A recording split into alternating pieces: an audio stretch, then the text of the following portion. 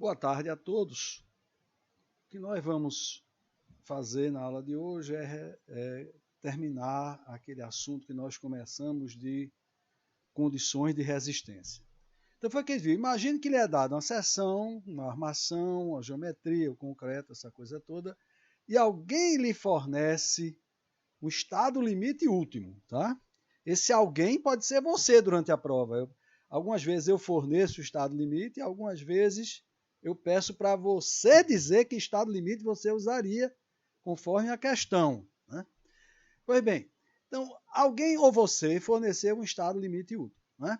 E você está vendo aqui que esse aqui eu forneci, está meio chutado. Aqui é 3,5 por 1000 e aqui é 1,75, é exatamente metade. Esta seção é exatamente a seção que a gente dimensionou na aula passada. E nós vamos ver os esforços, a coisa toda, a gente vai olhar bem para essa. Mas essa armação foi a que nós dimensionamos na aula passada. Tá certo? Muito bem. Então, dada esta seção, você vai, acha o x, a profundidade, acha aqui a distribuição aproximada das tensões, bloco de tensões do professor Whitney. Aí você calcula a resultante das compressões, a resultante das trações e compressões nas armaduras, e você faz a conta que há seu esforço normal resistente e o momento fletor resistente para esse estado limite. Este ponto é um ponto do diagrama de interação. É um ponto do diagrama de interação. Então, essa seção suporta MRD e NRD. Você não pode dizer, como nós já vimos, que essa seção suporta qualquer esforço solicitante, tal que ND seja menor do que NRD, e que o MD seja menor do que o MRD. Você não pode afirmar isso, isso não está correto. Então, você pode acontecer de, ao você diminuir o esforço normal, o momento fletor, mesmo que menor, não passa mais. Né? Então, o que a gente viu na aula passada é que, sim, esse é um ponto, esse que você calculou é um ponto de diagrama de interação. Então, o que você pode dizer é que a seção suporta esforços solicitantes tais que ND seja menor do que NRD, então daqui para baixo, e que MD seja menor do que R vezes ND. Então você tem uma excentricidade solicitante menor do que a solicitada resistente, ou seja, isso aqui anda para cá. Então você cobre esta areazinha daqui para baixo e daqui para cima, é este triangulinho que claramente está dentro do diagrama de interação, então, portanto, a seção suporta. Então, voltando aqui, dado um ponto, um estado limite que você calculou o MRD e o NRD, você calculou essas duas coisas, né? Então, o que você pode afirmar é que a seção suporta qualquer par de esforço solicitante ND e MD, tais que ND seja menor realmente do que o NRD e que MD seja menor do que o ER, excentricidade resistente, vezes ND. Quem é o ER? É MRD sobre NRD. Então, isso aí tem uma enorme chance de cair na prova, né? Então, nós vamos fazer um exemplozinho. Então, seja aqui a nossa seção, isso aqui era a nossa seção, nós dimensionamos para um esforço, se não me engano, 580 kilonewtons e kilonewtons de compressão e 150 kilonewton-metro de momento fletor. Então, a gente dimensionou essa seção para isso. Então, eu fazendo essas notas de aula, eu bolei aqui, chutei um estado limite último, isso como eu estou dizendo a vocês, isso aqui era metade disso. E eu estava esperando que não passasse, né? Apesar da seção passar, mas você usou um elo errado. Mas vamos para frente. Eu imaginava isso, não ocorreu, mas vamos para frente. Então, está aqui o estado limite último fornecido, né? Então, o que você vai ter que fazer agora é integrar as tensões no concreto e nas armações, não é isso? Então, a primeira coisa, a gente calculou quem é o FC, né, que é esse animal aqui, que é 0,85 do FCK dividido por 1,4, o FCK é 20 megapascais, então deu 12,14. A sua próxima tarefinha é calcular essas resultantes, né, a resultante de compressão, a resultante de tração na armadura de tração e a resultante de compressão na armadura de compressão. Vamos primeiro calcular a resultante na armadura, das tensões de compressão no concreto. Para isso, eu preciso da profundidade do eixo neutro. Então, para calcular essa profundidade, nós vamos usar aquele famoso esquema de tirar, aqui é 3,5 por mil, é 1,75, aqui é 45 centímetros, né? Porque isso aqui é 50, mas tem 5 de cobrimento, então volta para lá. Né? Então eu preciso calcular o x, isso com certeza você vai precisar na prova. Eu já falei isso várias vezes, é a última vez que eu vou falar sobre isso. Então a gente vai usar o método dos americanos. O que é que ele faz? Ele tira uma paralela aqui à distribuição de deformações, tá certo? Então você vai ter aqui 3,5 em 75, que é esse triangulão que é semelhante a esse triangulinho, tá certo? Então eu posso dizer que x está para 3,5, assim como 45 está para 3,5 mais 1,75. Então é isso que está escrito aqui. X está para 3,5, assim como 45 está para 3,5 mais 1,75. Daqui você facilmente tira x. X é 30 centímetros. Então aqui está x igual a 30 centímetros. É claro que a profundidade do bloco retangular é 80% disso, então é 24. Então a resultante de compressão será o quê? Será 20,20, vamos estar em metro, né? Ponto 20 vezes ponto 24 vezes 12,14, que é o que está escrito aqui. Até ponto 20 vezes ponto 24 vezes 12,14, que é ponto 583 meganewton. Nós estamos entrando aqui em megapascal. Então, isso aqui é ponto 583 meganewton, está exatamente no meio disso. Então, está a 12, metade, né, de 24, está a 12 centímetros do topo. Então, para baixo, que é 25, metade da altura é 25, até o baricentro, está 25 menos 12, que é 13. Então, aqui não só eu já tenho a resultante de compressão no concreto, na realidade eu integrei as tensões no concreto, como eu tenho também o seu braço de alavanca em relação ao baricentro, certo? Agora vamos para as armaduras. Vamos começar com a armadura de tração. A deformação é fornecida, é o S1, tá? É fornecida, ela é 1,75. Então, a tensão no concreto, nessa armadura de tração seria o Epsilon S, que é 210 gigapascais, então tem que botar vezes 10 a terceira para ficar megapascais, né? Vezes a deformação, que é 1,75 por mil, né? Então, vezes 10 a menos 3. Então, multiplicando aqui, dá 367,5 megapascais. Ótimo, isso é menor do que o limite de escoamento. Sempre compare com o limite de escoamento. Essa tensão não pode ser maior do que o limite de escoamento. Então, deu menor. Então, quem é a resultante das tensões na armadura de tração? Vai ser 3 barras de 16,0, que é a área. Cada barra dessa tem 2 centímetros quadrados, né? Vezes a tensão. Então, vamos lá.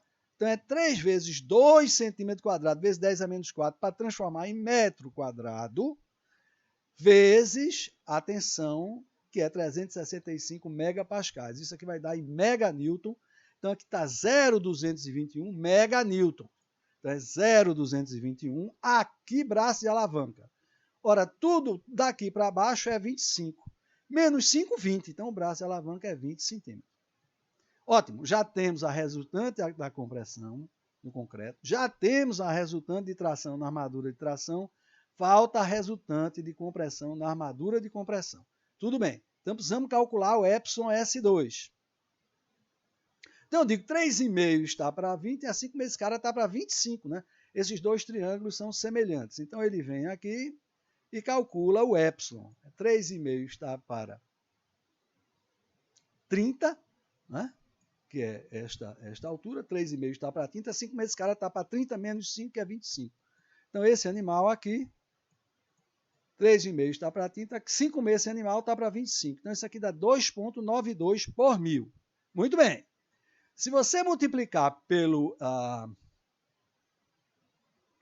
modo de elasticidade, você vai ter 613 megapascais. O Epsilon S, o E vezes o S, Epsilon. Pode ser? Não, isso é maior do que o limite de escoamento. Então, essa armadura escoou, meu caro. Então, a tensão nessa armadura é a tensão de escoamento, 435 megapascais, que é 500 dividido por 1,15, que é o FYD, 435 megapascais. Ótimo. Quem é a resultante? É 3 vezes 3 barras de 16,0, que é 2 centímetros quadrados, é 2 vezes 10 menos a 4 metros, né?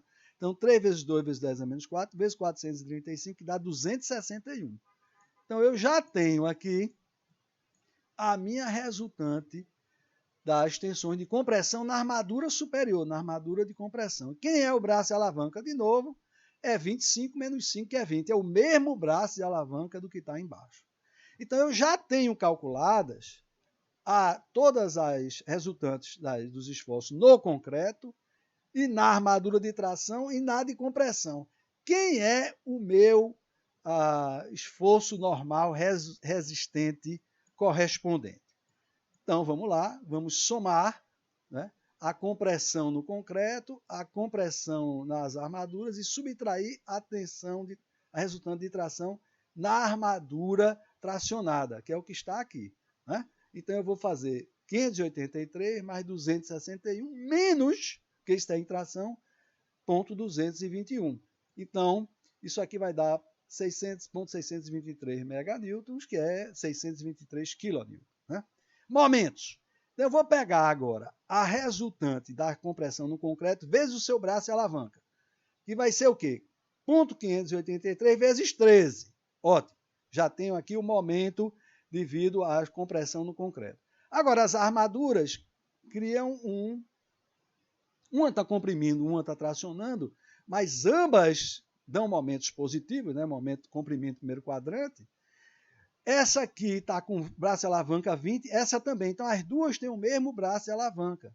Então, velho, foi só vir aqui e multiplicar o braço e alavanca pela soma dos dois, dá 0,172 meganewtons metro. Então, eu tenho aqui a resultante. Para aquele estado limite fornecido, eu tenho o esforço normal resistente de projeto e o momento fletor resistente de projeto, que é 0,623 meganewton, que é 623 kN, e 0,172 meganewton metro, que é 172 kilonewton metro. Não é isso? Quem é a excentricidade resistente? É o MRD sobre o NRD. Então, será 0,172 sobre 0,623, que é 0,276 metros. Tá? Então, essa é a excentricidade resistente. Então, o que é que eu posso dizer da seção? A seção suporta esforços tais que ND seja menor do que NRD, 10 a 0, mas MD seja ER menor ou igual a ER vezes o ND. Tá? Então, a gente vem para cá, esta seção suporta o quê? O ND menor do que o NRD, que é 623 kN, e MD tem que ser menor do que ER, que é 0,276, vezes o ND solicitante. Então, isso é o que a seção pode suportar.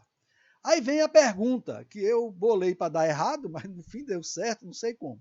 Né? Porque eu chutei completamente aquele estado limite. Então, a gente dimensionou essa armação para um ND de 580 kN e um momento de 150 kN. Se a gente tiver só esse ponto, dava para dizer que a seção suporta? Veja mesmo, eu queria dizer que mesmo que não passasse, você não poderia dizer que não passa. Mas se passar, você pode dizer que passa, tá? Eu queria, inclusive, mostrar o contrário, mas tudo bem. Então, veja. Então, a primeira coisa, a gente dimensionou para isso aqui. Será que essa coisa passa? Então, para ND igual a 580 é menor do que 623. Aqui está tudo bem, passei. E o MD tem que ser menor do que o quê? A nossa excentricidade resistente, 276, vezes o solicitante, que deu 160, deu ok também. Aí eu posso afirmar que a seção é satisfatória. É claro que eu posso. Se não tivesse passado aqui, você não pode dizer que a seção não é satisfatória. Né? Você está pegando um só ponto do diagrama de interação e não dá para concluir se não passa. Mas nesse caso dá para concluir se passa. Se passar aqui, é porque você está dentro desse triangulinho, né, de segurança e realmente você pode afirmar que a seção é satisfatória usando apenas um, né, ponto do diagrama de interação. Então, isso aí termina o nosso assunto de seções retangulares sujeita à flexão composta reta.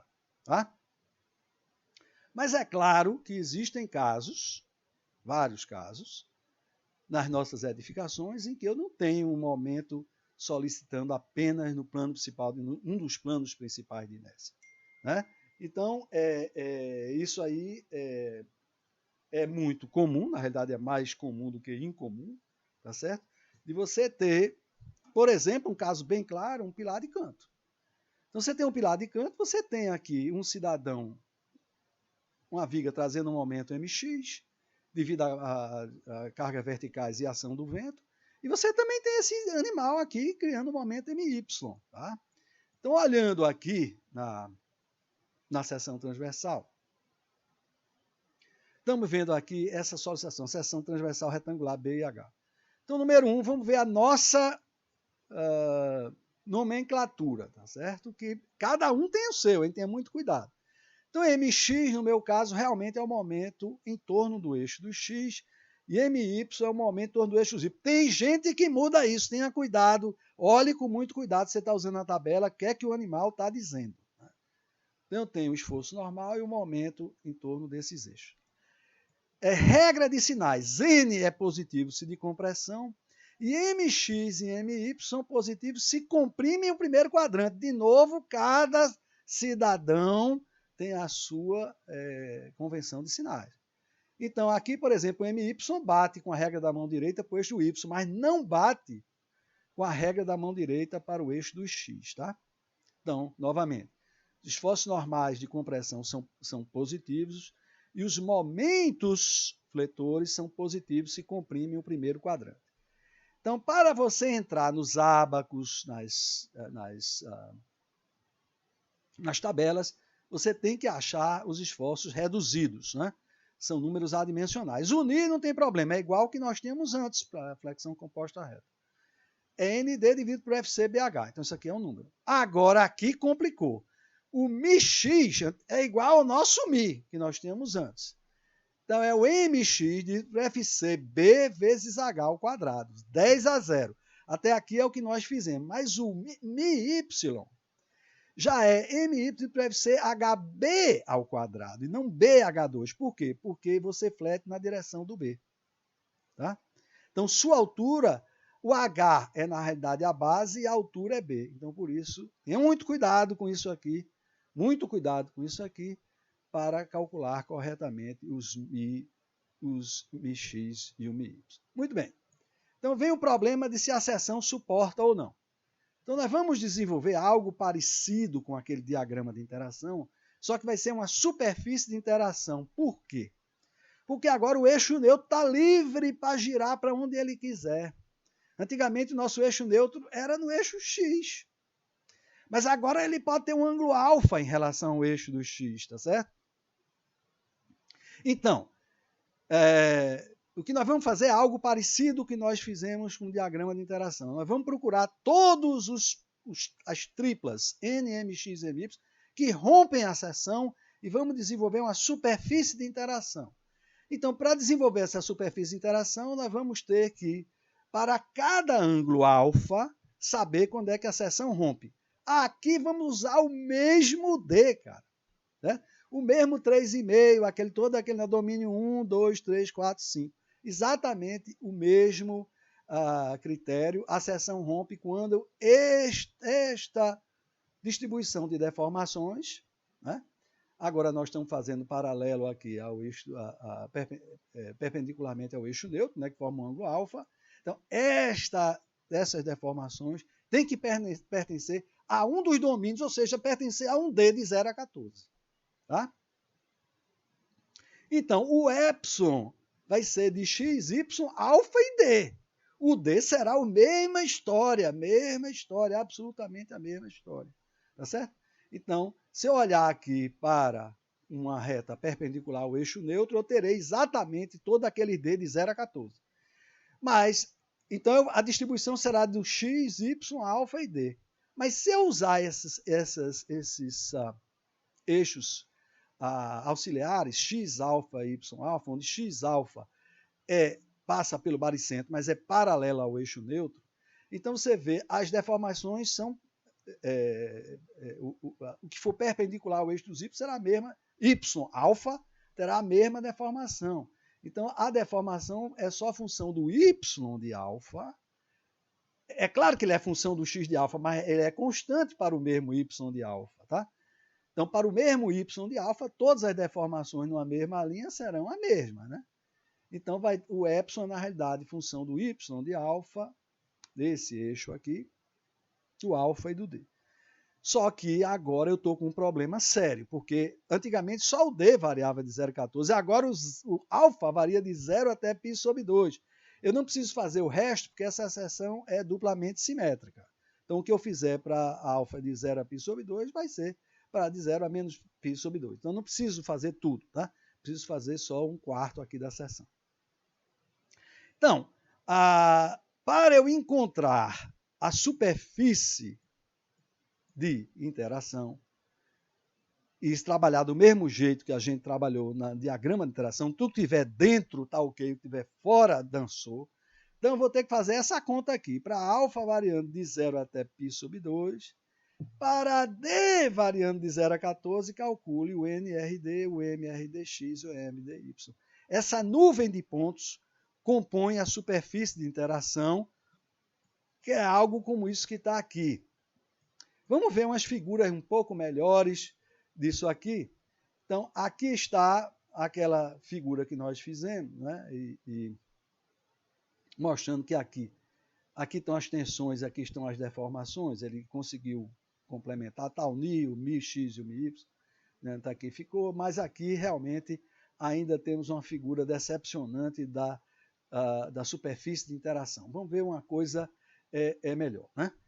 Para calcular, né, aquele ND, o MRD e o MRDx, você vai ter que achar, aqui estão as deformações, de fato aquele é o epsilon CU, aqui ele colocou a deformação, as tensões no bloco retangular do professor Whitney, calcula todas as trações e compressões no concreto e nas armaduras, né, e integra isso, você vai ter o NRD e o MRD. Então, você vai ter que integrar.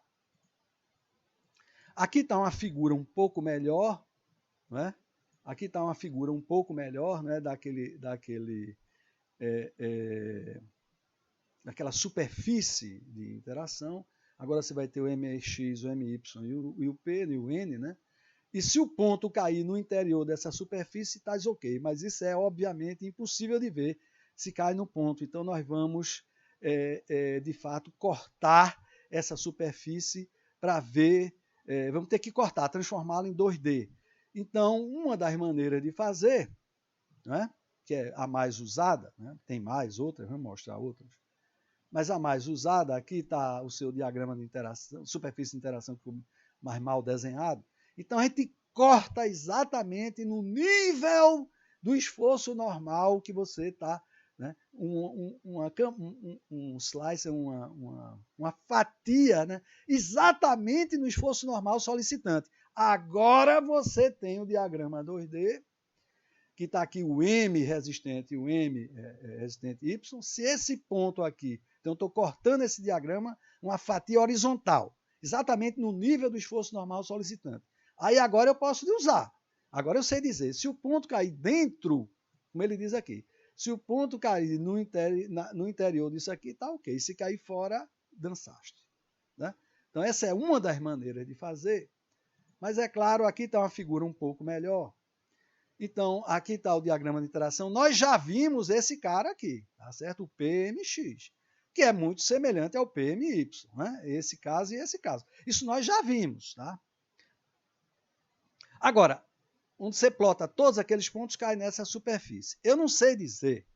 Claro, o ponto que cair dentro, a solicitação cair no interior disso aqui, tá ok. Caiu fora, tu morresse. Mas eu não sei saber se o ponto caiu dentro ou não. Então, uma das maneiras de fazer, nós já vimos, é fazer uma fatia horizontal exatamente no nível do seu esforço normal solicitante.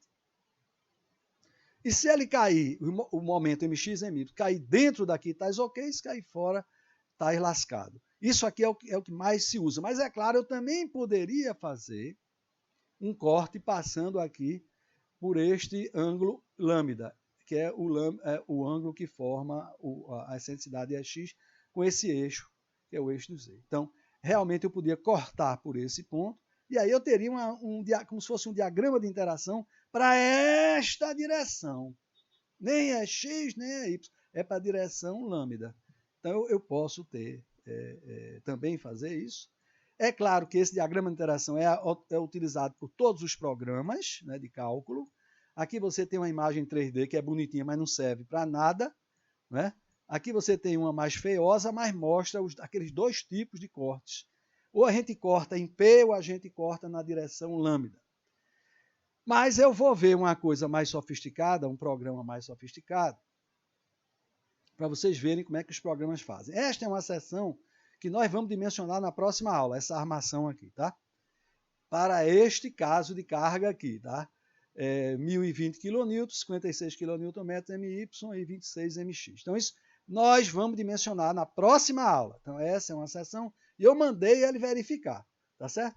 Então, na hora que ele verifica, ele dá uma curva, um diagrama de interação. Esse aqui é o PMY, esse aqui é aqueles dois, né? Aqueles dois planos ortogonais, PMX e o PMY. Esse é o PMY e o PMZ. Esse é completamente diferente, né? Você tem um bico diferente para cada um, tá certo? E aqui é o da combinação, é aquele do lambda, daquele ângulo lambda. Aí você viu que aqui o meu pontozinho, é o que nós vamos dimensionar, deu infinitamente, de forma infinitesimal contra a segurança por esse programa, né? Porque ele usa normas diferentes, né? Mas então são aqueles aquele corte lambda que a gente viu, né? Voltando lá, é este corte lambda aqui. O que ele mostrou daquilo ali foi os dois planos, mostrou esse plano, e esse que nós estamos vendo é esse plano do lambda, tá? Então claramente aqui você está dizendo que a minha armadura não passou, mas não passou por um cabelo de rã, viu? Por muito pouco, algo que até 5% contra a segurança, para mim, passou, certo? Até 5% de erro não é erro, tá certo? Então, esses aqui são aqueles cortes, mas o corte mais aqui é 1020, se não me engano. Então, esse corte, aquele corte na horizontal, tá? Então, aqui é aquele corte na horizontal ao nível desta carga, tá certo? Ao nível dessa carga, novamente, agora é este corte aqui, tá certo? Então, esse programa também permite que você veja o 3D, tá? Aí aqui é que é interessante. Aqui ele está mostrando que o nosso dimensionamento da próxima aula não passou por 1,2%, né? Isso não é verdade, isso aqui é porque o método de cálculo dele é diferente, completamente diferente. Então não bateu, mas não passou por um cabelo de rã e é claro, tudo que for até 1,05 eu considero passado. Mas o que é interessante a gente ver aqui é realmente como é que é esse diagrama dessa superfície de interação 3D. Tá vendo? Ela é bem caprichosa para esse pilar, né? É uma coisa estupidamente caprichosa, né? Então não dá para ver se passou ou não. E claramente esse pontozinho da gente, esse foi o ponto solicitante, ficou um cri-cri para fora da superfície de interação. Mas voltando lá, então, o que nós vamos fazer na próxima aula é usar, né, esse tipo de raciocínio para ver como é que a gente gera essa superfície de interação, para ver como é que a gente vai verificar uma seção, né, se o ponto caiu no interior da superfície de interação, e, obviamente, também usar essa superfície de interação e tabelas e, principalmente, programas automáticos para dimensionar a armação de uma seção sujeita à flexão composta oblíqua. Mas isso é na próxima aula. Obrigado.